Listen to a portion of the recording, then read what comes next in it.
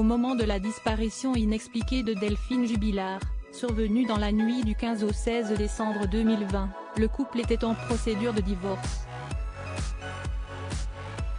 L'infirmière de 33 ans souhaitait se séparer de Cédric, peintre plaquiste qu'elle a épousé en 2013 et avec qui elle a eu 2 enfants, Louis et Elia.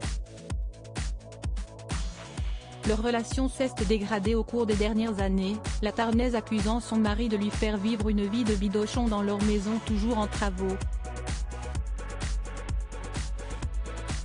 Au-delà de leurs problèmes, il y a aussi l'apparition d'un autre homme.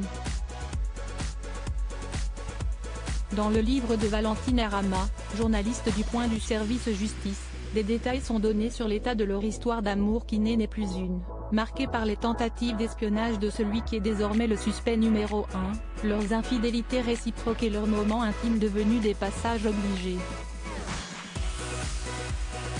Dans son ouvrage Delphine Jubilard, une disparition, enquête au cœur d'un fait divers, Valentine Arama raconte à quel point Cédric et Delphine n'étaient mariés que sur leur papier dans les derniers mois précédant décembre 2020, l'infirmière de Cagnac-les-Mines le trompait avec cet amant de Montauban qu'elle surnomme son confident auprès de ses proches.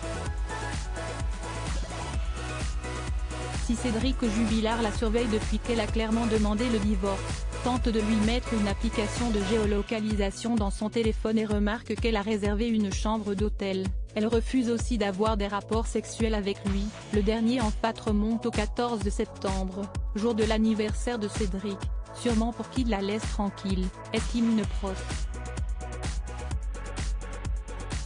Cédric Jubilard avait lui aussi rejoint des sites de rencontres et sa femme s'en était rendu compte. C'était bien la peine qu'il la fasse chier, mais après tout, ça lui permettait d'être tranquille, alors pourquoi pas, lit-on dans le livre. Coupable évident pour les avocats de la famille de Delphine née au Saguel, Cédric Jubilard est en détention provisoire depuis le mois de juin 2021. S'il nie son implication dans la disparition de son épouse, il a vu ses demandes de remise en liberté toutes rejetées.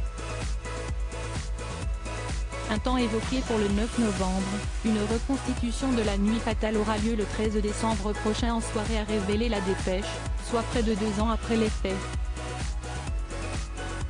Par ailleurs, le téléphone non retrouvé de la disparue a fait l'objet d'analyses approfondies, montrant que ce mobile, Huawei Page 30 Pro, n'aurait pas bougé du quartier de Cagnac-les-Mines où vivait la famille Jubilard. Cédric Jubilard reste présumé innocent des faits qui lui sont reprochés jusqu'au jugement définitif de cette affaire.